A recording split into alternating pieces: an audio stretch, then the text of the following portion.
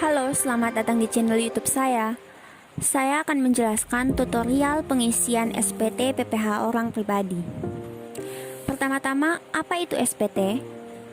Surat Pemberitahuan Tahunan atau SPT adalah surat yang digunakan oleh wajib pajak untuk melaporkan perhitungan dan pembayaran pajak, objek pajak atau bukan objek pajak, serta harta dan kewajiban menurut ketentuan peraturan perundang-undangan perpajakan. Jenis formulir SPT tahunan orang pribadi dibagi menjadi 3. Yang pertama, formulir 1770SS. Formulir ini diperuntukkan untuk wajib pajak yang memiliki penghasilan kurang atau sama dengan 60 juta dan bekerja di satu tempat pemberi kerja. Formulir yang kedua adalah formulir 1770S. Formulir ini diperuntukkan untuk wajib pajak yang memiliki penghasilan lebih dari 60 juta per tahun atau bekerja di 2 atau lebih perusahaan meskipun penghasilannya kurang dari 60 juta. Formulir yang ketiga adalah formulir 1770. Formulir ini diperuntukkan untuk wajib pajak yang memiliki penghasilan dari usaha atau pekerjaan bebas. Selanjutnya, petunjuk pengisian SPT formulir 1770. Pertama-tama, kolom tahun pajak diisi sesuai dengan periode atau tahun terhutangnya pajak. Lalu, kotak SPT pembetulan diisi dengan tanda silang dan kotak ke diisi dengan angka benernya melakukan pembetulan. Jika tidak melakukan pembetulan, maka tidak perlu diisi. Selanjutnya bagian identitas.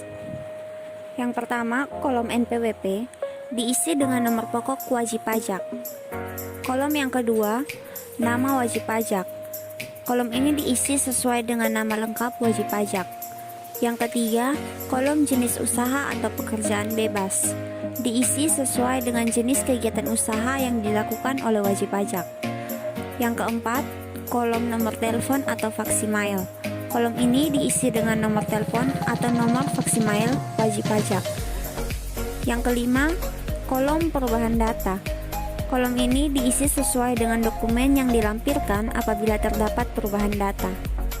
Selanjutnya, bagian penghasilan neto. Kolom angka 1 diisi dengan jumlah penghasilan dari kegiatan pokok dan biaya berdasarkan laporan keuangan komersial. Kolom angka 2 diisi dengan penyesuaian fiskal positif sesuai nominal yang tercantum pada formulir 1771 halaman 2 jumlah bagian C kolom 5.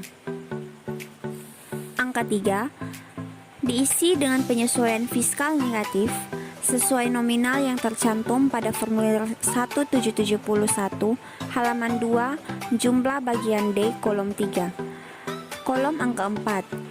Kolom ini diisi dengan jumlah neto penghasilan dari luar negeri apabila ada. Kolom angka 5. Kolom ini diisi dengan hasil penjumlahan penghasilan neto dari usaha atau pekerjaan bebas dan penyesuaian fiskal positif dikurangi dengan penyesuaian fiskal negatif. Kolom angka 6 diisi dengan jumlah zakat atau sumbangan yang menjadi objek pajak. Terakhir, kolom angka 7 diisi dengan selisih antara jumlah penghasilan neto dengan jumlah zakat atau sumbangan. Selanjutnya, bagian penghasilan kena pajak. Kolom angka 8 diisi dengan jumlah kompensasi kerugian. Kolom angka 9 diisi dengan jumlah penghasilan neto setelah kompensasi kerugian. Kolom angka 10 diisi dengan jumlah penghasilan tidak kena pajak. Kolom angka 11 diisi dengan jumlah penghasilan kena pajak. Selanjutnya, bagian PPh terutang. Kolom angka 12 diisi dengan jumlah PPh terutang berdasarkan tarif pasal 17 UU PPh. Kolom angka 13 diisi dengan jumlah pengembalian atau pengurangan PPh pasal 24 yang telah dikreditkan. Kolom angka 14 diisi dengan jumlah PPh terutang. Selanjutnya, bagian kredit pajak. Kolom angka 15 diisi dengan jumlah yang diisikan Dari jumlah yang tercantum dalam formulir 1772, jumlah bagian A kolom 7. Angka 16 diberi tanda silang pada salah satu kotak sesuai dengan hasil pengurangan jumlah pada angka 14 dengan jumlah pada angka 15. Kolom angka 17 diisi dengan jumlah PPh yang dibayar sendiri. Kolom angka 18 diisi dengan jumlah kredit pajak. Selanjutnya, bagian PPh kurang atau lebih bayar. Kolom 19 diberi tanda silang pada salah satu kotak yang tersedia sesuai dengan hasil pengurangan jumlah pada angka 16 dengan jumlah pada angka 18. Kolom angka 20 diisi sesuai tanggal penyetoran PPh pasal 29. PPh lebih bayar dapat diperhitungkan dengan utang pajak. Bagian ini diisi dengan memberikan tanda silang pada salah satu kotak yang tersedia sesuai dengan permohonan yang dimaksud. Selanjutnya, angsuran PPh pasal 25 tahun pajak berikutnya. Angka 21 diisi dengan besarnya angsuran PPh pasal 25 tahun pajak berikutnya. Diberi tanda silang pada salah satu kotak sesuai dengan cara perhitungan angsuran PPh pasal 25. Yang terakhir, bagian lampiran. Kolom ini diisi dengan memberi tanda silang pada salah satu kotak lampiran-lampiran yang dilaporkan wajib pajak dalam SPT. Selanjutnya, pengisian ESPT atau SPT elektronik. Contoh pengisian SPT formulir 1770 secara online sebagai berikut. Yang pertama, install aplikasi ESPT OP PPh, lalu buat dan isi formulir SPT tahunan OP 1770.